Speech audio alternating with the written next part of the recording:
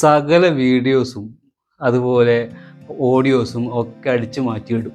എന്നിട്ട് copyright strike വരുന്നത് പേടിച്ചിട്ടിരിക്കും. ഇതാണ് പൊതുവെയുള്ള ആൾക്കാർ ചെയ്യുന്നത്. ചില ആളുകൾക്ക് ഇതൊന്നും അറിയാത്തതുകൊണ്ട് ചെയ്യുന്നവരുണ്ട്.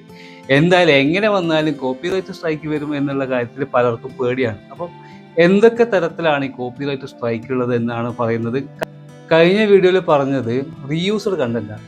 ഇതിൻ്റെ തന്നെ മറ്റൊരു വകഭേദമാണ്. അത് വൈറസ് ആണെങ്കിൽ ഇത് ബാക്ടീരിയ എന്ന് പറയുന്ന പോലെ രണ്ടും സംഭവം ഒന്ന് തന്നെയാണ്. ഒന്ന് മനുഷ്യനെ കൊല്ലും, മറ്റേത് കൈയും കാലും അടിച്ചു പൊളിക്കും. ഇത് എങ്ങനെയൊക്കെയാണ് നമ്മളിത് എഫക്റ്റ് ചെയ്യുക? ആദ്യം തന്നെ സ്ട്രൈക്ക് എന്താണെന്ന് നോക്കുക. കോപ്പിറൈറ്റ് സ്ട്രൈക്ക് എന്ന് പറയുന്നത് നമ്മൾ വേറെ ആരെങ്കിലും എന്തെങ്കിലും സാധനം അടിച്ചു മാറ്റി നമ്മൾ ഉപയോഗിക്കുമ്പോൾ സ്വാഭാവികമായിട്ട് അവർ പോലീസ് സ്റ്റേഷനിൽ പോയിട്ട് കംപ്ലയിൻറ്റ് കൊടുക്കും അല്ലേ? എന്നിട്ട് എന്ത് ചെയ്യും? അവർ കംപ്ലയിൻറ്റ് കൊടുത്ത ശേഷം പോലീസുകാർ വന്ന് നമ്മൾ അറസ്റ്റ് ചെയ്തിട്ട് നമുക്കൊരു സ്ട്രൈക്ക് അങ്ങ് തരും. നമ്മുടെ നാട്ടിലാണ് ഒരു അടി അങ്ങ് തരും എന്ന് വിചാരിച്ചാൽ മതി. അതുതന്നെയാണ് സ്ട്രൈക്ക്.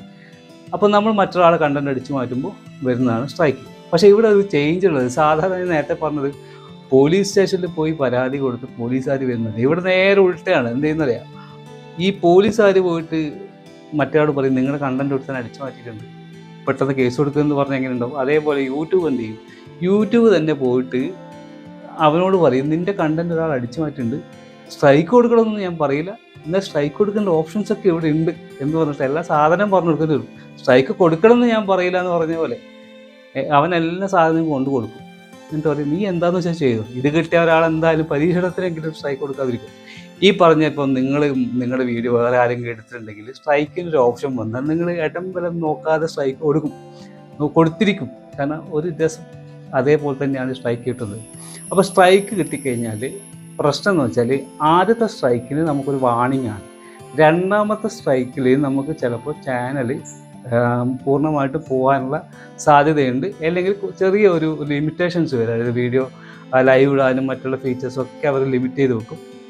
മൂന്നാമത്തെ സ്ട്രൈക്കിൽ നിങ്ങൾ നോക്കേ വേണ്ട, ചാനൽ ഉറപ്പായും പോയിരിക്കും. ഇപ്പോൾ 90 ദിവസമാണ് ഇതിൻ്റെ കാലാവധി.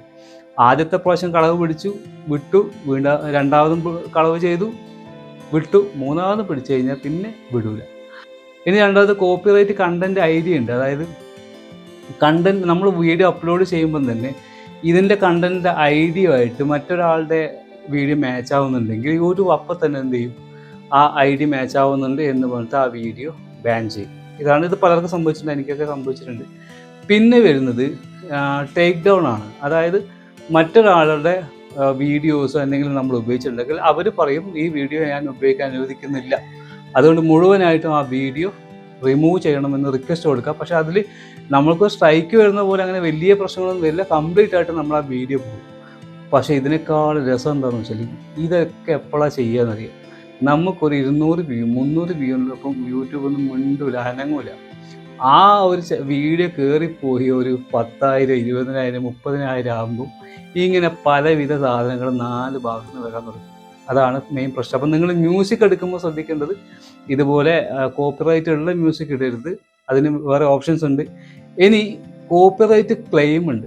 കോപ്പിറൈറ്റ് ക്ലെയിം എന്ന് പറയുന്നത് ഒരാൾ പറയുകയാണ് ഇത് എൻ്റെ കോണ്ടന്റ് ആണ്, പക്ഷേ അതിൻ്റെ റവന്യൂ എനിക്ക് കിട്ടിയാൽ മതി. ഇതിൽ കൊണ്ട് നമുക്ക് ചാനലിൽ വലിയ പ്രശ്നമൊന്നും വരില്ല, പിന്നെ നമുക്കും വലിയ പ്രശ്നം വരാൻ സാധ്യതയില്ല. കാരണം മിക്ക ആളുകൾക്കും മോണിറ്റൈസേഷൻ പോലും ആയിട്ടുണ്ടാവില്ല. പിന്നെ അതിന് എന്ത് വരുമാനം കിട്ടിയിട്ടാണ് അയാൾക്ക് ഷെയർ ചെയ്യുന്നത്?